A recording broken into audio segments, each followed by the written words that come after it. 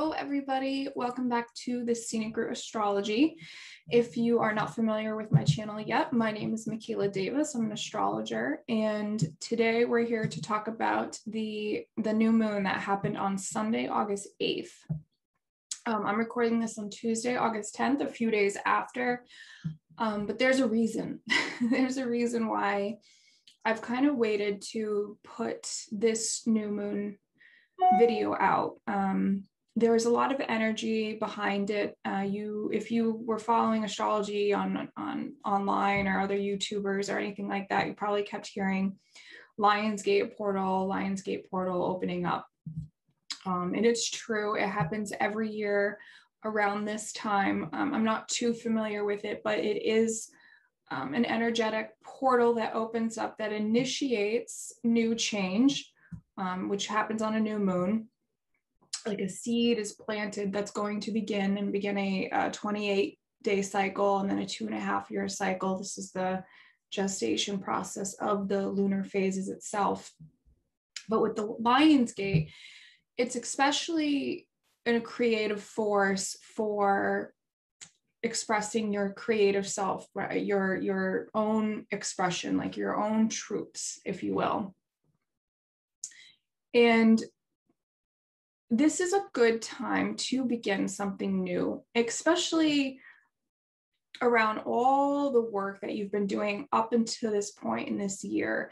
And if you're feeling it, there has been a call for a lot of work to be done this year. I mean, I've had a lot of conversations with people and they're feeling it. They're feeling it in their body, in their heart, and in their mind, that they're going through an incredible transformational process, and it's happening really fast.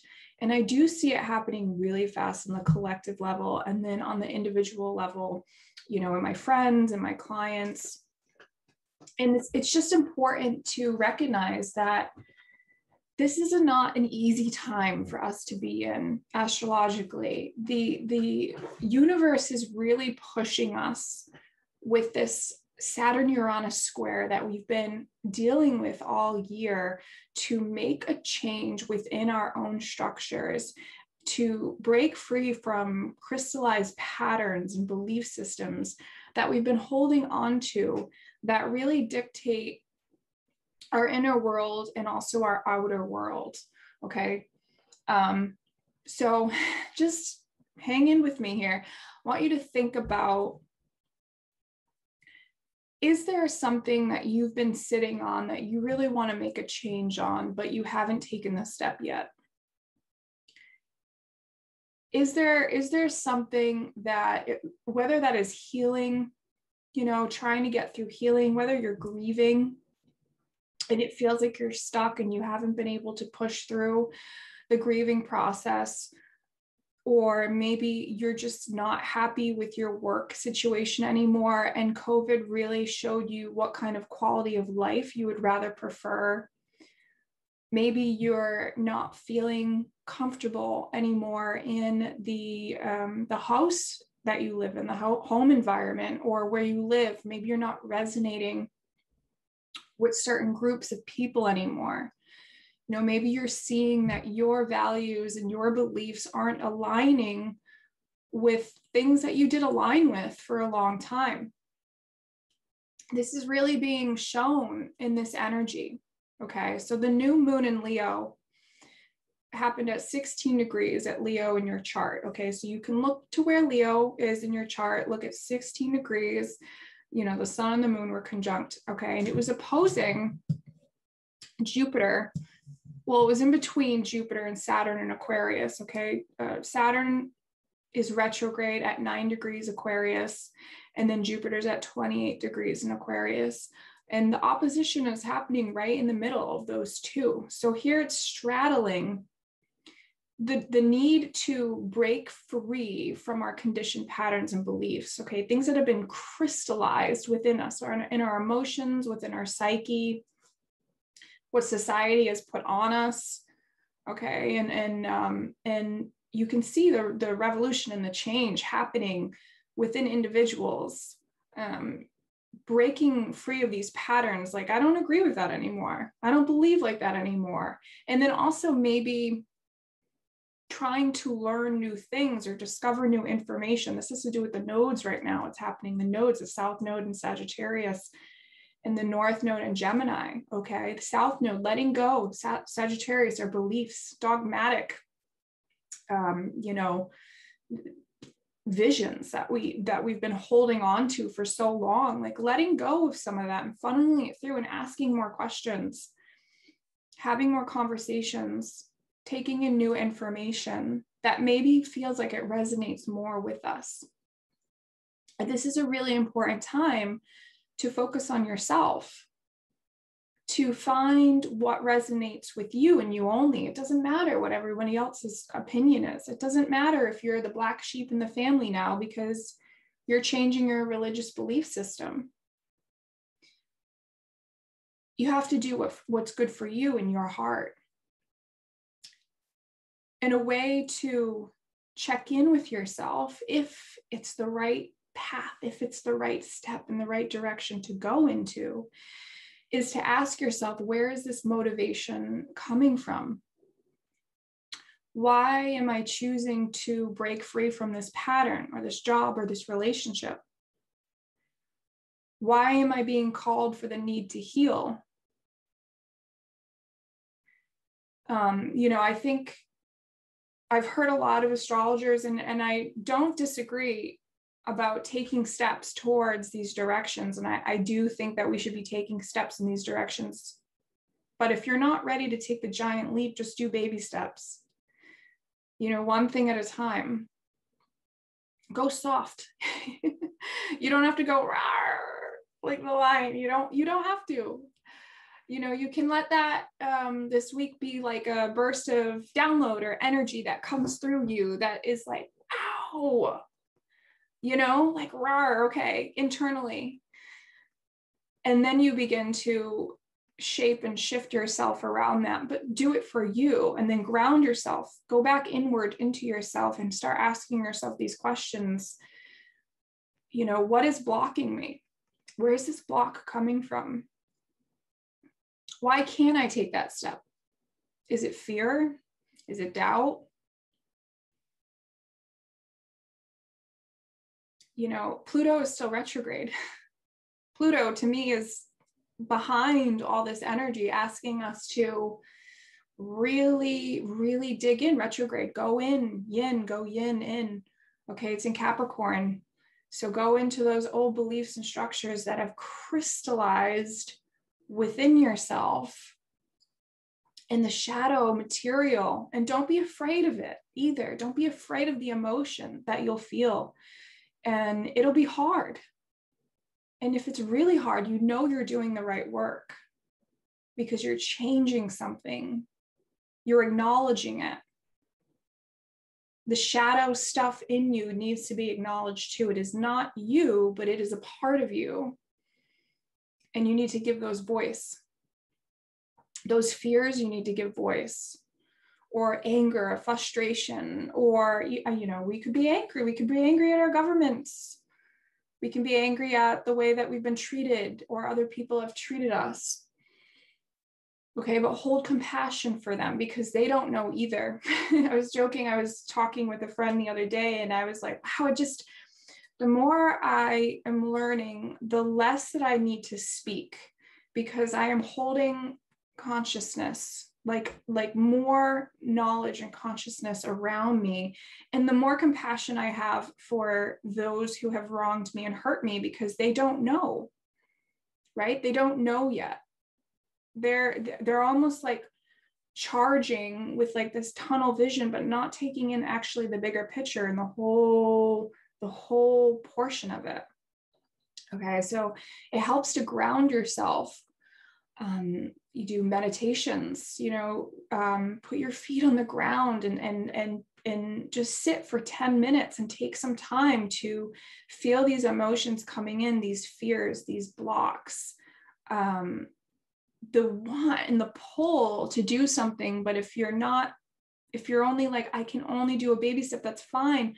But figure out why also, you know, figure out what needs to change and break free within yourself so that you can actually liberate yourself and come out and be your authentic self and speak your authentic truth. We're moving into the age of Aquarius, where everybody is going to have space to be themselves. If you watch the last full moon in Aquarius video, I talk a lot about this. So I actually highly encourage you to go back and watch that as well. And we're going to have another full moon in Aquarius at the end of the month.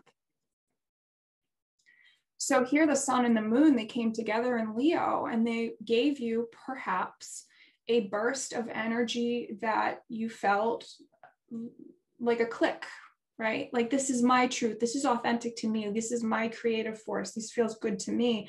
But it's opposing that Jupiter, Saturn. And it's like, I want to step out and be my authentic self, but there's that opposition, right? It's like when the magnets are like repelling against each other, and you have to integrate them. You have to integrate that. And it's okay to be who you are. You know, during this time with the new moon, we also had Venus in Virgo opposing Neptune in Pisces, and they're doing this dance. And Venus is, you know, what we're drawn to, our aesthetic tastes, our relationships, our beauty, our harmony, you know, the things that we're drawn to and we love and we value in our life. And it's doing this dance with Neptune. What is the higher dream? You know, what connects you to your higher source and transcends you out of these limiting beliefs and actually makes you dive into even a more like loving, all-encompassing, creative vision. So I think it was really, this is actually, and we're still in the dark phase of the moon all the rest of the week. So you can manifest, you can do your new moon manifestations all week long during this time.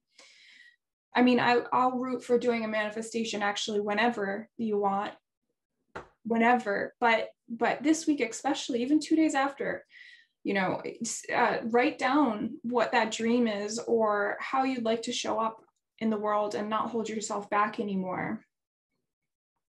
You know, do a ritual. Really, it's a strong time for it. And if you can only take baby steps right now, just do that. Okay. But there's courage with the sun in Leo and the new moon in Leo. There's courage, right? Leo has that courage to be authentic, but it only really, really, truly has courage when it comes from the heart. And when it's true for the Leo heart. So it's good to check back in with yourself and ground yourself and ask yourself, okay, why am I deciding to do this? What is the purpose? Is it for my ego? Is it based on love? Is it based on fear?